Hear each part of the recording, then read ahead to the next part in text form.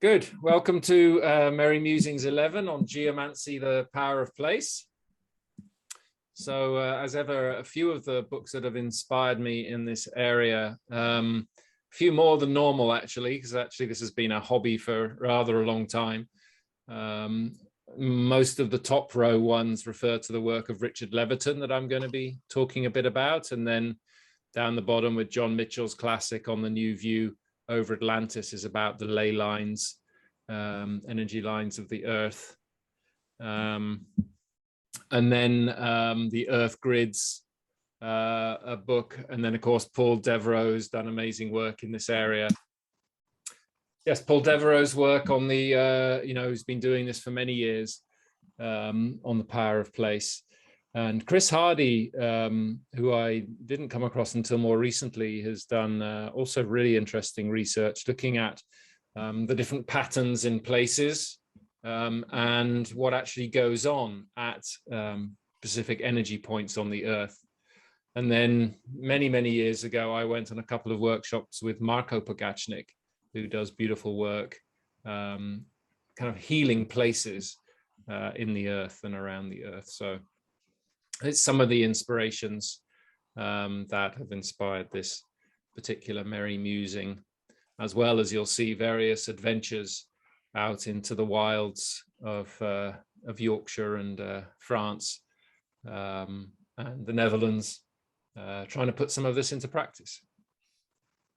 So just to clarify initially what we mean by geomancy. So originally it came from the Latin geomancia, which came from the Greek, meaning divination by earth. And the Arabic name, Ilm al-Ramal, means the science of the sand.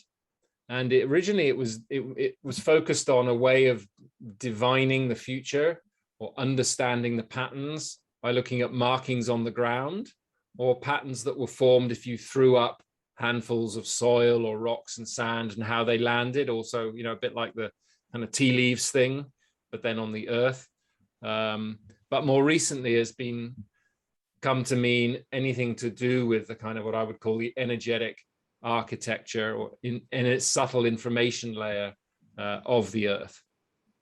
So it was really initially focused on divination actually as a term, and now has expanded more into the way that I'm using it here. So what I'm going to share with you, and it'll require a change of screen in a sec, is a bit of mapping that I did a number of years ago, where I scoured the internet for Google Earth layers of ley lines and energy architectures of the Earth, and I put them all into one file for Google Earth to see what would happen and what would come out of it. And you can download them for yourselves at this at the link here on my blog, Earth Energies in Google Earth. And just looking at this image, it's kind of really does show the light body or the light layer that covers the planet. And so I am actually going to show you that live and how how we can zoom in and out of it. So I'll need to now move to the Google Earth app here. So what you can see on the down here are all the different kind of layers that I've pulled together from people who've plotted different energies into the and ley lines and sacred sites and things onto this map. But you can zoom in, like England is obviously, there's lots of places there. Or Ireland, you can see kind of places where the lines cross. You can see the different features, but for England, you've got to go in, quite detailed to actually be able to see what's there, because there's such a cluster of things. Different kind of, these are all different grids really that people have mapped onto it, and different locations that they've added, and most of these will have photos or stories associated with them as well. So when we're talking about geomancy, for me, this is what we're talking about really, is this layer of energy and information on the planet, and how we engage with it consciously, what that means to be able to actually work consciously with that dimension of life on Earth.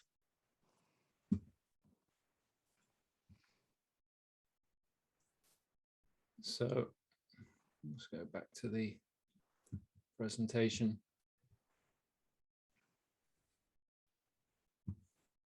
So you can play with that, you know, download it, add it onto your Google Earth, and find the sacred sites near you or the places where the different energy lines cross, etc. But for me, it's such a beautiful image that makes very visual the actual, what we're talking about when we mean the energetics of the Earth. So I'd like to start by sharing Richard Leverton's work, which inspired me a lot early on in this world of geomancy. Richard lived for a long time in Glastonbury in the southwest of the UK, very well known for this kind of work, and has written numerous books. The 5 which I showed you earlier was only a small selection of them, all in this area, and now lives out in Santa Fe in the US. But his thesis basically is that the light body of the Earth, as I just showed you, has different functions in the same way that our physical body does. So for example, like we have different organs that perform different things, so the light body of the Earth does. There are different, I guess functions is the best word, you know, things that need to happen to maintain life on Earth and to maintain the dynamics, to keep energy flowing, to keep life pulsing, as it were, around the planet. And his suggestion is that basically these information fields are what gave form to the physical Earth. So in a way, like we might talk about the subtle body of the individual human, he would talk about the subtle body of the Earth, and that these fields created the containers within which the actual physical formation of the Earth came to be. So around each of the sacred mountains, for example, he would describe there's a certain dome of energy that actually drew those mountains up and gave them form. And then each of those places have a particular role to play in maintaining the healthy energetics of the planet. And when you go to these places, you can actually feel the quality of the place. And what you can learn to do is to discern what kind of feature is there based on your sensation of the place. So does it feel like its energy is kind of streaming upwards? Does it feel like energy is streaming down? Does it feel like both?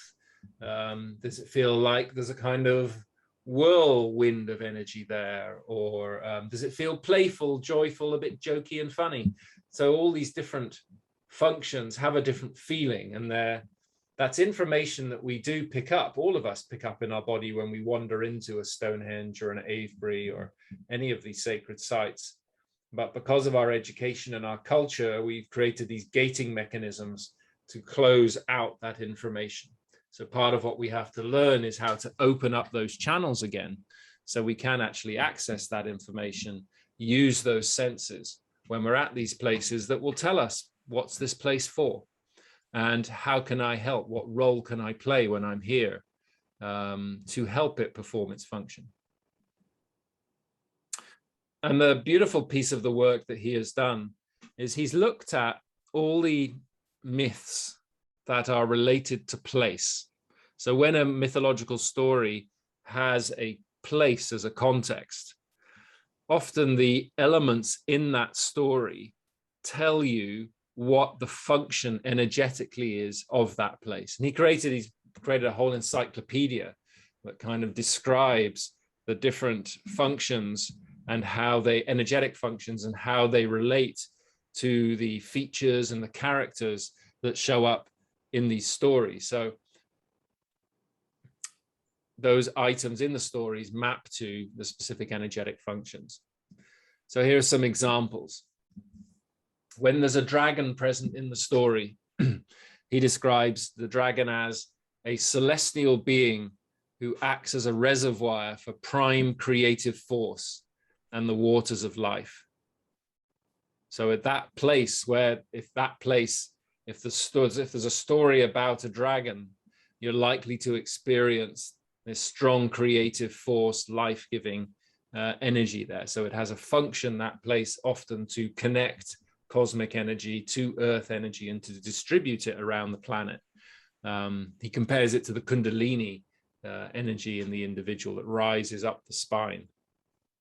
And we'll hear a story about a dragon a little bit later. Dragons often protect these places as well. So when you're going into a sacred site, you always, and particularly like if you weren't tuned in and you just walked in your physical material body and you weren't hadn't shifted your state, you wouldn't notice anything. But the moment that you start to access the subtle realms, then you bump up against these the dragons, often, who are protecting the places. So this kind of image of them sitting on a treasure is more an alchemical image. They're sitting on wisdom, and they're protecting the places because they can be abused as well. So when you go to these places, if there's a dragon there, you need to make sure you have a conversation with the dragon and what Richard would call activate the dragon, which is a positive thing. It kind of turns the energy on in a positive way. And so actually the image of St. George kind of sticking his sword into a dragon, at one level, it's got this negative symbolism of the kind of, rational slaying the impulsive or the instinctive energies of the earth. On the other hand, that sword is a key that unlocks the energy and activates the energy of the dragon as well. Stories where we have a holy grail or the equivalent of a holy grail. And by the way, a dragon also often shows up as a serpent or kind of relates, so it's not always the same exact term or image in different cultures, but it's got the basic idea. The Holy Grail, like a cauldron or a cup of light or the Sangreal, he describes as the human body and complete energy field made into a golden receptacle for the higher light and consciousness. So we're talking about the ability for a physical material container like the body to be able to hold higher frequency energies. A process of remembering the soul's deep history and incarnational lineage as a way of feeding the higher self with the light and wisdom this generates. So at that place, one can also expect it to be connected to the past to unlock the energy that's held there that we need to bring into the present so that we can continue on our journey. So depending if the story has this kind of feature in it, then you can expect that kind of function to be present at that site. And trees often come into these stories. The kind of overarching label could be the tree of life, comes out as, Yggdrasil, Jacob's ladder, the world tree is what he describes as a soul-making machine. So soul-making machine, so the energy comes in at the top of the tree, as it were, and works its way down through the heavens or the angelic tiers, the stations of light, until it congeals into an archetypal form for the soul. So the grail that then holds that energy. You enter your incarnational cycle as the Holy Grail when you have a body, and then the grail resides within you as the perfect expression of the receptive soul. So that ability, the container, to be able to hold the information and energy of higher consciousness. Which is why in the Western mystery tradition, the route from individuated consciousness, so individuated where we become aware of ourselves as separate selves, through the tree of knowledge of good and evil in the Adam and Eve story, back to unity consciousness, the tree of life. That's called the quest for the Holy Grail. So that's the journey. from the individuation back into the, well, not back into, because it's a conscious entry into the fields of unity, whereas pre-individuation it was unconscious unity. And then you go into the individuation process, and then you reintegrate the experience of unity into conscious unity. And so that's, you know, the story of the quest for the Holy Grail. So any place that has the tree associated with it, for example, you would expect this kind of feature to be present energetically. And in his book on with the encyclopedia has, I don't know, maybe 30 or 40 of these different features in the mythological stories that tell you about the function of the places. And, you know, as you'll hear, I've traveled around with him to these places, and you read the story and you can feel the quality of the feature that's there, that would be represented by the element in the story. So, you know, how could this have come to be? Why would it have worked out like this? Well, if you think about it, in the pre-cognitive phases of our development, more in the hunter-gatherer times, when we did actually see the spirits, as it were, or we saw the dynamics and the energies between things. So we didn't just see the separate objects as we do in our kind of current reality. Although we didn't sit around and talk about it, we just experienced it. So as we saw these energies at that time, at these places, we created stories that reflected the cultures that we were in. So if we saw a kind of energy, you know, that felt like light and playful and bringing lots of joy, we might have described it in our stories as something like a fairy. If we'd gone to a place that had that kind of mischievous, slightly naughty energy to it, we might have described it as something like a gnome. So all of these characters that litter our myths and fairy tales reflect the energies of these places, because those were the stories we told. And then, of course, the stories kept going. So a lot of the, you know, the fairy tales that exist today came from a long time ago, where they were actually descriptions of the certain energies of different places. And then as they came into our culture, they, you know, were treated as myths in the way we treat myths now, as not being true or not having any element of truth to them, because we lost contact with that dimension of reality. So it's quite fascinating to walk around places and learn to feel the different qualities of energy that are there, and notice how other people have described them in the stories. So this is a story of an outing we had with Richard. So when I came across his work, one of the things he was talking about was the fact that every kind of area or region or country has its umbilicus, as he called it. So its umbilical cord, a place where the energy comes in to the country, which is stewarded by the deva, the kind of overarching steward or guardian of that place, of that country. And so living in the Netherlands, I emailed Richard and said, hey, you know, do you think you'd be able to come and find the umbilicus of the Netherlands? And basically I wanted to learn from him, do some work with him. So we set it up as a course in energetics. I think we ended up with about 20 people. And Richard taught us, you know, some of the basics, but we, in the context of going on a quest to try to find the umbilicus of the Netherlands. And we started with a book of myths about different places in the Netherlands. And we visited, you know, it really was like following a trail, like kind of like detectives in a way. We went to different places that were described in the book, and we experienced the features that were there. And then at some point, I think we had like a couple of days to go, and it was getting exciting. Were we actually going to be able to find this place? We came across this story about a place called Udal and the lake that was there.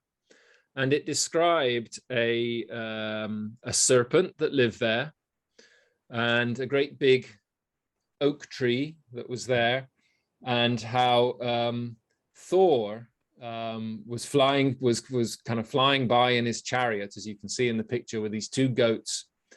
And his job, what he was trying to do, was to strike down the serpent. And he throws his hammer at the serpent and kills the serpent. So the serpent actually sinks into the earth together with the tree that it is climbing, this great oak tree that it is climbing. The hammer plunges off and creates this lake next to it. But in the meantime, the goats have been injured by the serpent, by the fumes that the serpent was spewing out. And so they carry on and they crash into a hill further, a little bit further away, that has this story associated with it as well. And actually within its name has something about these two goats. And so that was a big clue, because if you think about the image of a tree with its roots and then its trunk and then its branches, and it sinks into the earth with this serpent, this life-giving force, right, from the story. That's a pretty interesting symbol in terms of an umbilicus that connects the earthly to the heavenly, essentially. So we reckon we were onto something here. Never been to the place before, but we headed off to Udal. And as we were walking along, so that bottom picture you can see with the kind of trees and the round opening, we were walking along the path from the top. And by the way, Avebury is the umbilicus in the UK. That's also apparently the planetary umbilicus, one of the oldest stone circles on the planet. And we were walking down this path from the top left corner, you can imagine, of the picture, and then went up the bank. And as soon as I saw that circle, it has raised banks around it that you can see a bit on the top circle. It has these raised embankments. Nobody's quite sure what they were, whether they were burial mounds or what. But anyway, as soon as we walked up, the words that flopped out of my mouth were, wow, this is just like Avebury. And that wasn't a conscious thought. It just had the same energy and the same resonance to it. So we discovered this place, and look at it. I mean, it's this round circle. It's got these raised banks. You kind of walk into it, and when you tune into it, you can just feel the stream of energy flowing up and down the place. And there's all sorts of beings there that you kind of encounter. And Richard does it very, very carefully, because he asks you what you're feeling, and he gets the pictures from each other, from the different people, before he actually interprets. And you hear the people telling a very similar story, with their own languaging and their own particular labels on it. But what they're describing has to be the same thing when you listen to it. And then he'll talk about, okay, well, this is what we would call it, maybe this archangel, or this particular nature being that's showing up. So that was a really powerful experience, and really made me kind of recognize what the work that Richard was doing, really, and the importance of it. So that was one of my kind of early experiences of geomancy, particularly using the work of Richard Leverton. So to refer back to this Earth grid and go into a little more detail around it, question of what makes it up. So what is this light body of the Earth? What's it composed of? Because there are many different elements, and it's useful to distinguish some of them so that we know what it is that we're bumping into. Not all of them carry positive energy either, so we also have to learn how to work very consciously with your own energy fields as you move into this domain. So, well, there are the geomagnetic fields around the Earth, right? That's kind of fairly standard knowledge. But those are fields that also operate at this level of the, that you can also pick up when dowsing and things, for example. You've got the ley lines, and ley lines were traditionally straight lines that were alignments of ancient sites. So a lot of the old sacred sites were built on these ley lines. And this is the picture of the UK, but they go right round the Earth. Nobody's quite sure. Nobody kind of, there's all people can say is that you can pick them up when you're dowsing. They do seem to connect up the sacred sites. So people were somehow sensing the power of these places when they identified them or when they built stone circles on them. Like the stones, for example, they take the electrical energy from the cosmos and they channel them into the Earth. It's like an acupuncture point. It's like inserting a needle into the Earth. They're basically taking information from the cosmos and streaming it into the Earth, like one would do if you were going into acupuncture, releasing energy at certain places. And so the people who constructed these places were obviously able to feel that there was something special about it. And when you zoom out now and look at it, you can see how these places are connected up in these straight lines in what they call ley lines. So that's another layer, as it were, of energy and information around the planet. Other people have noticed that the platonic, if you put platonic solids around the Earth, that the points that they cross are also particularly important and relevant points. So some of the grids on the Earth Energies Google Maps layer are based on the platonic solid forms and their intersections in particular. So some of them, for example, come over like near where the Bermuda Triangle is, or where or where sacred mountains are. Or so somehow this kind of core geometry, because the 5 platonic solids is what the essence of what makes up matter, and what makes the Earth essentially. That somehow those geometries are reflected also in this energy body of the planet. It was the Russians who first proposed that the Earth actually had a crystalline structure.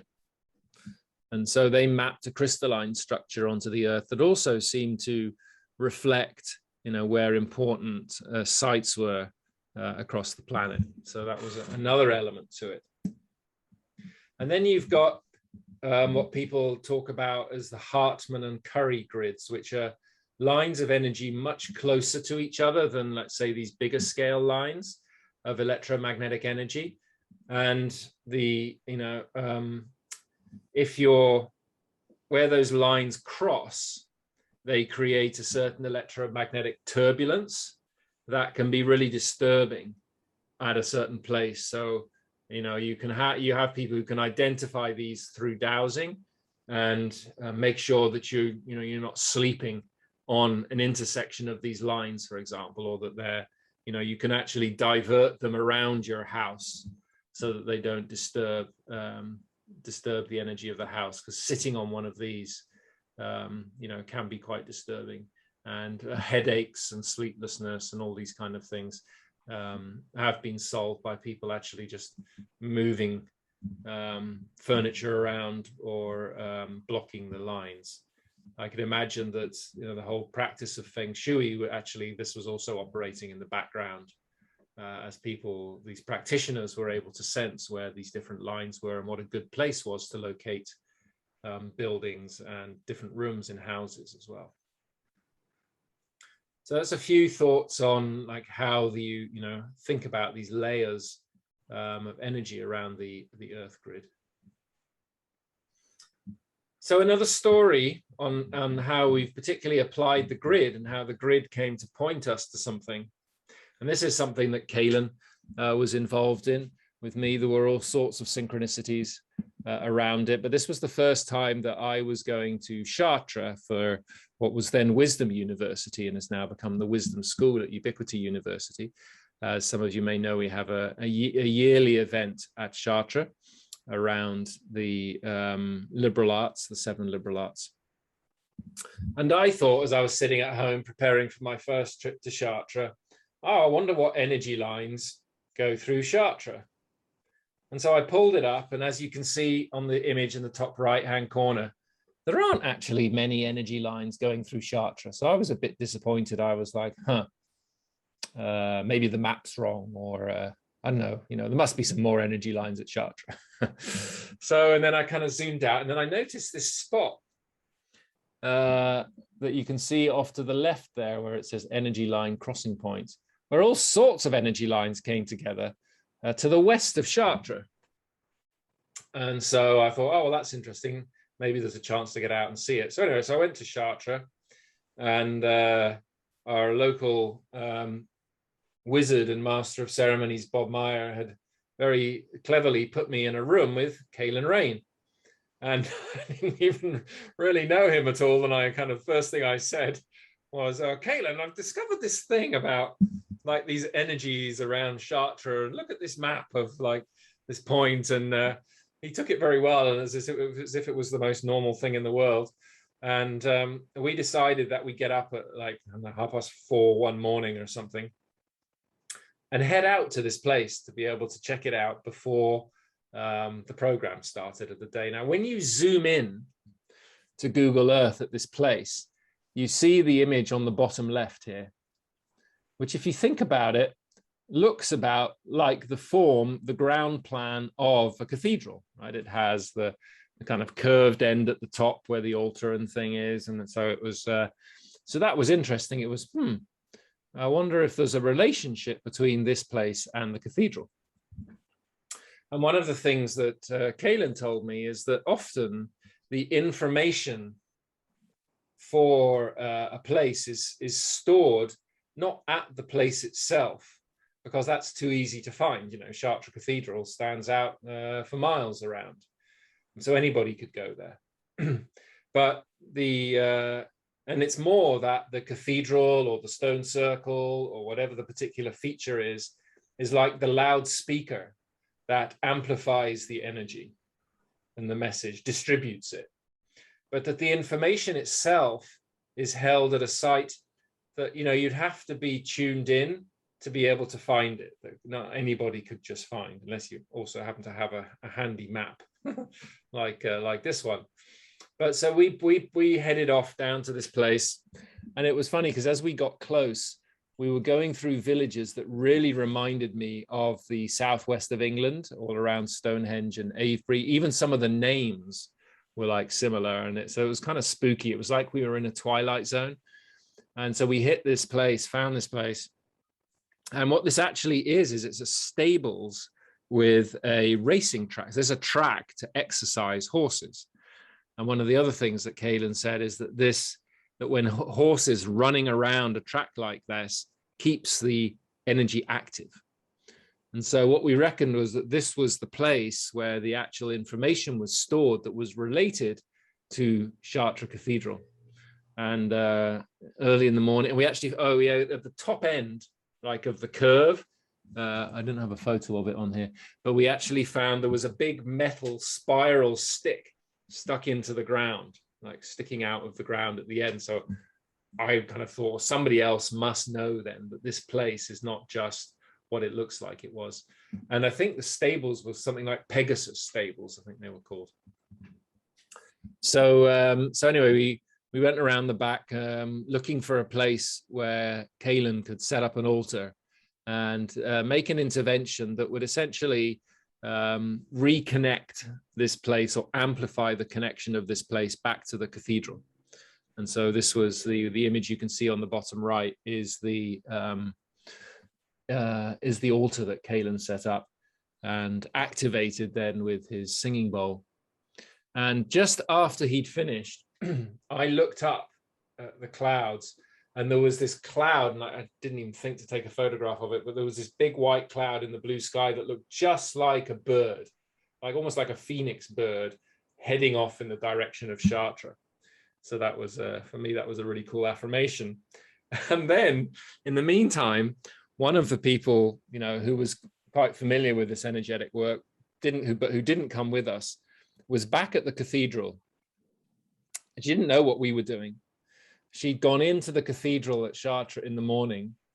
And just at the time that we did this, when we got back, she came to us kind of all excited and said, "You'll never believe what happened to me in the cathedral this morning." She said, "I walked in and it was all of a sudden, it was like the cathedral was taking off." She got this really kind of heavy hit of the incoming energy into the cathedral. So we told her kind of what we'd done, and it all seemed to correlate. So that was pure synchronicity. We didn't orchestrate that at all. She just went there of her own free will, came back and told the story of it. So that was another way, in a way, that we've kind of worked with this dimension. And do you actually know what the results are going to be from your intervention? No, we have actually no idea. It's more of a heart-based intuition of what needs to be done when you're fully aligned, to be of greatest possible service to life as a whole, to make these interventions that then somehow reconnect the energy lines and the relationships between different places on the planet. Kaylin, I'm going to ask if you want to add anything at this point to this story.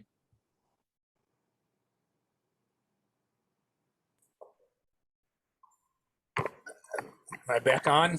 Yeah, we can hear you. Yeah, it was it was interesting. One of the people with us who eventually got a PhD from the university, Krista, has the ability to see things under the ground. Oh yeah. She can put her head down, or her ear down to the ground, and visualize what was going on. So at the time I was working on the altar and we were doing the work, she visualized these like hooded druid monks under the ground turning a large stone, and the stone was what lifted off. And Barb, who was in the cathedral, what she was doing was she was chanting an ancient druid chant that she'd been given by Appeal, Colorado, one of our professors. And at the time she was chanting that, she felt that the cathedral like lifted off like a rocket ship, and she could see something coming in and going back into the mound beneath the cathedral. And simultaneously, someone else, another student, was at the west entrance to the cathedral and took a photo, and there was nothing in the cathedral. There were no chairs, no labyrinth, no anything. It just appeared like a black hole. So that was probably the moment of transition to reconnect those two things. Yeah. Great, thanks. Yeah, I'd forgotten a couple of those things. So yeah, so that's just an example of the kind of the kind of way this can work.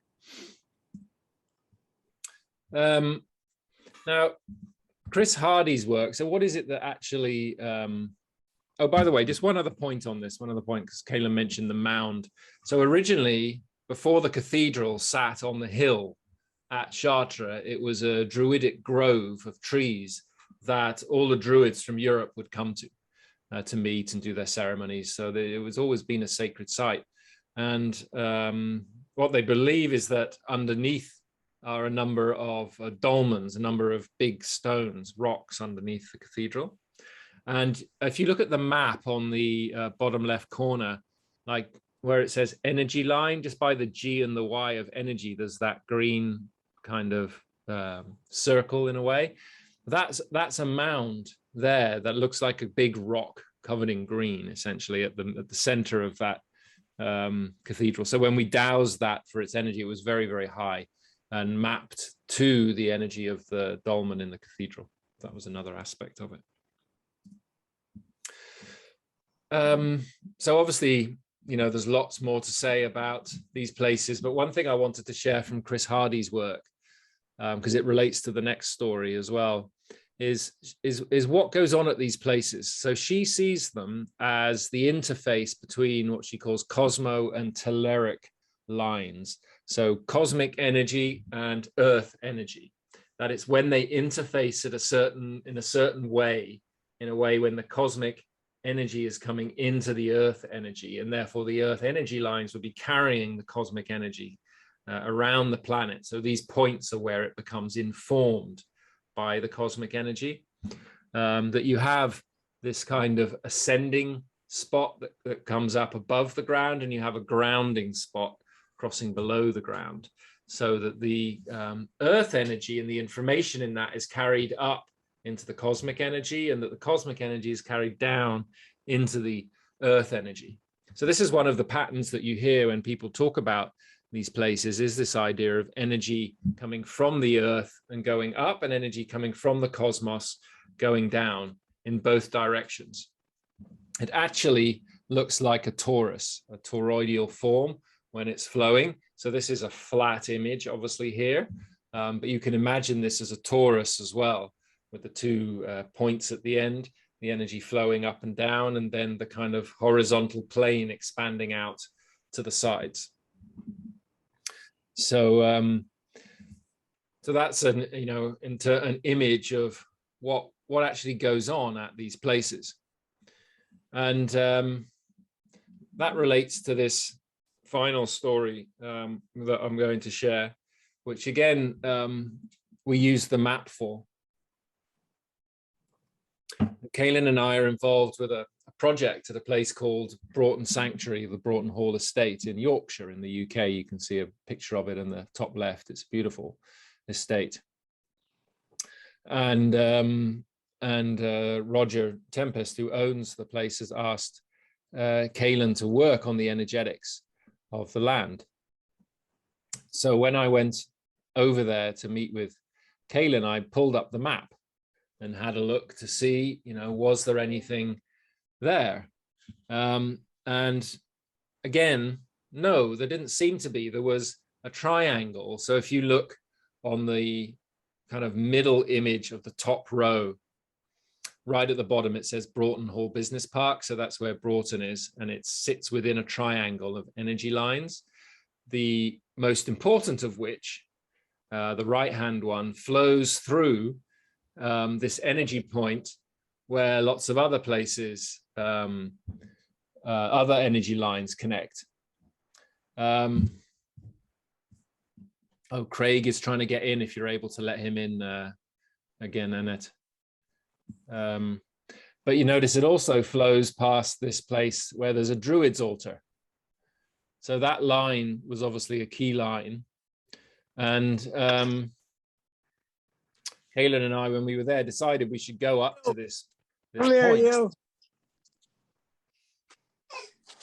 Can somebody mute? Thanks. So Kaylin and I decided we'd go up to this point and see what was there, because obviously it was related somehow to Broughton, and was a significant point because of the way it connects. You can see on the top right-hand image, what a significant energetic point it would be for the UK as a whole. So it's the one where it says Yorkshire Dales, Druid's Temple, the Stony Rays Cairn, that spot with the yellow pin in it. That's the one we were going to visit. So again, you never know what you're going to see when you get there. But we headed up to this place, mapped this to a real map, and had to go down a hill. It was a steep kind of slope that was heading down towards a stream. And then we got to this place that kind of plateaued out before the slope kind of continued dropping down to the stream. And around it, there was a very low wall, which looked like a kind of wall that had fallen down or something for a while. So this maps precisely onto where the spot was meant to be. So we set up here, and another sign of it was that image you can see in the middle of the bottom row, is like a serpent head or a dragon head pushing out of the earth. And often at these places, you see these dragons which are protecting the place. And if we have time afterwards, I can show you a similar one that I saw when we went to the point where Germany, the Netherlands, and Belgium connect. And there is an old burial mound there, and right next to it, there is another one of these dragon heads that's just like this. So that was another sign. We spotted them there, looking out for the place. But when we got there, I was going to kind of send some photos back to the people at Broughton.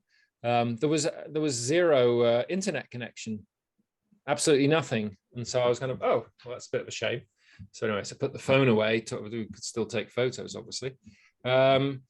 But what I always check at a place like this is the energy coming out from the Earth and the energy coming in from the cosmos. And when I tested it, I could feel quite a strong radiance coming out of the Earth, but couldn't feel the cosmic energy coming in at all. It's like, and I've never felt that before. I've never been somewhere where you can't even feel the kind of inflowing cosmic energy. So that was strange. So I kind of, told Kaelan about that. And then he set up his altar again and worked his magic and rang the bowl. And just as he had finished ringing the bowl, my phone pinged. And I was, we had kind of 4 bars of 4G connection again. And when I checked the incoming energy, I could feel it. The cosmic energy was there. It was coming back in. But the ping on my phone was a message from Paris, who was the woman who is the steward at Broughton, together with Roger. So it was like a cosmic signal that the connection had been reestablished between this place that was holding the information and the energy and Broughton, that needed this information and energy to be able to take the next step on its journey, because their vision is to turn the whole estate, which is 2,500 acres, into a place for transformation. And since we've done this work, they've got the funding for a rewilding project. They've already planted about 350,000 trees. There's going to be 1 million planted in total. They've got their whole retreat business up and running now. The kind of staff that are needed have been drawn to the place. The ones that weren't functioning well have spun out. Parallel to this, I've been doing the energetic work based on eco-intention that we talked about in the Introduction to Energetics course, for example. So things have come into flow in a way that is helping the land achieve its purpose. This is the thing. When you walk into the estate, you get this feeling of the power of the land, and it's like the land is using the humans in a way to help it get to its purpose. And so, you go out there, you don't know what you're going to end up doing. You go to a place, intuitively, Kaelan builds his altar and can maybe say more about how he does that later on. And then we find, and then you do this work, and then you get these signs that kind of somehow let you know that what you've done is what was needed to be done. So another example of how you can work with the energy consciously at these places. Anything to add on this one, Kaelan?